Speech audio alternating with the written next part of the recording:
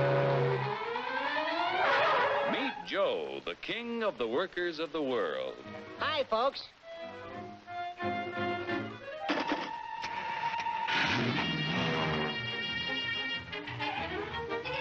Joe's the king because he can buy more with his wages than any other worker on the globe.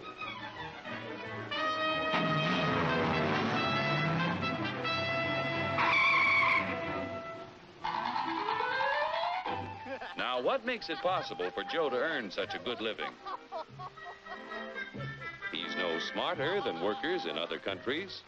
Are you kidding? He's no stronger than workers in other lands. Oh, yeah? Well, just watch me.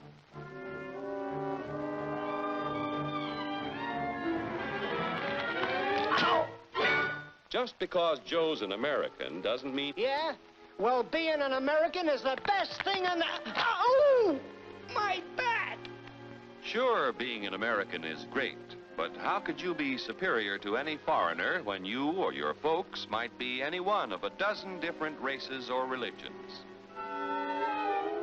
So, if you're no Superman, it must be the American way of doing things that makes you the luckiest guy in the world. I don't think I'm so lucky. You don't? Well, let me show you. Hey, what's that gadget? Television? No, it's a time machine. Just pull that lever. You'll see how people worked 100 years ago. Hey, this I like. Oh, that's too far back. Try again. We want to stop at 1850. Who's the character? That's your grandfather, Joe. Oh. He had to work 69 hours a week to earn a living because he had only inexpensive hand tools and his own strength to help him make things. Your grandfather was a powerful man, yet his strength equaled only 1/10 of a horsepower. You have hundreds of horsepower in this costly giant of a machine to multiply your strength and efficiency 1,000 times. This makes it possible for you to earn more than any worker in history.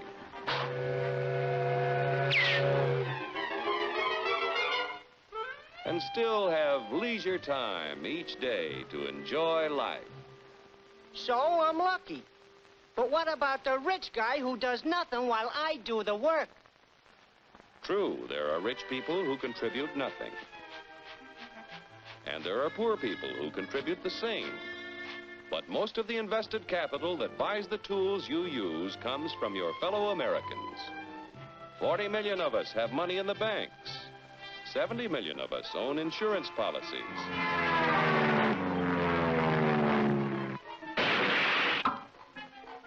Over 15 million of us invest savings in corporation stocks and bonds, which help to finance industry.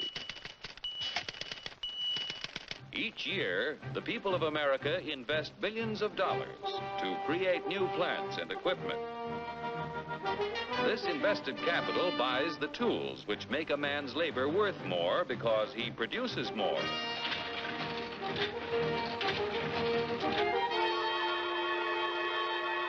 In China, for example, where there is practically no capital available for investment in plants or tools, a man's labor is not worth very much. A coolie takes 10 days to move 10 gallons of kerosene 100 miles at a freight cost of 10 cents a gallon.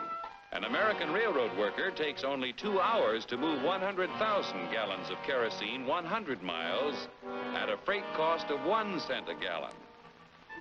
The coolie makes 10 cents a day.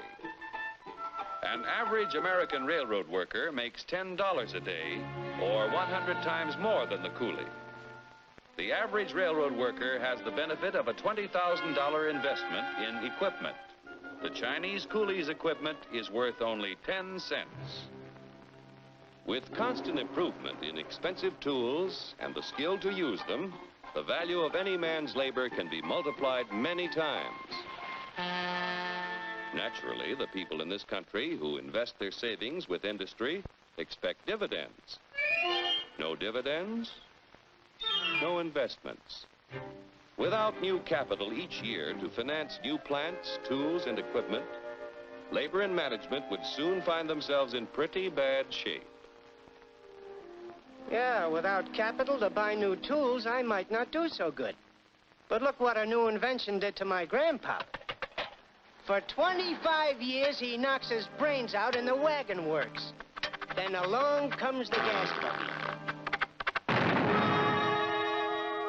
Need I tell you what happened to Grandpop?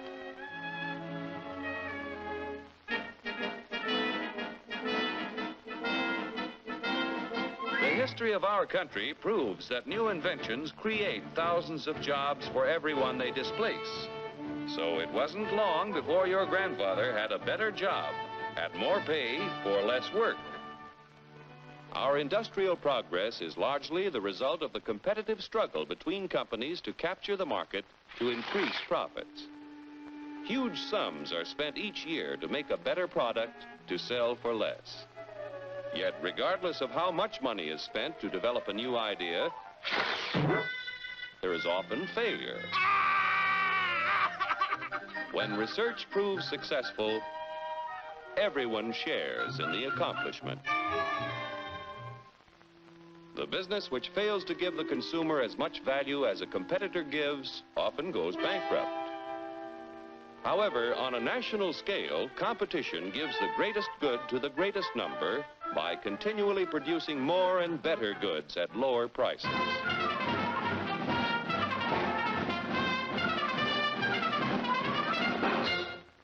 The American way of doing things makes it possible for more people to own their own homes. We're only 7% of the world's population, but we have 50% of the radios.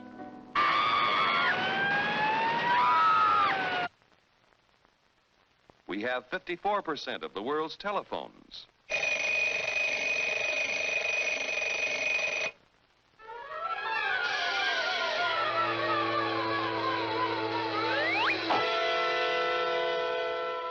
Americans own practically all the refrigerators in existence to give them plenty of ice quickly and easily. Bathtubs, we've got 92% of them.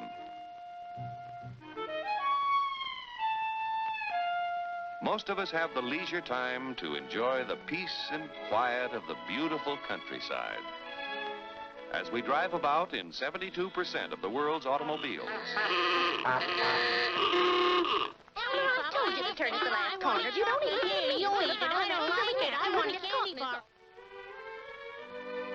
Under the protection of our freedoms, American labor, management, and capital, the greatest production team in the history of mankind, have made the United States the industrial master of the world. Capital must continue to provide industry with the funds to create new tools and plants. Labor and management must continue to increase the production of better goods at lower prices so that more people will be able to buy the things that make life easier and happier for all of us. Then Joe will continue to be the king of the workers of the world. You said it, brother.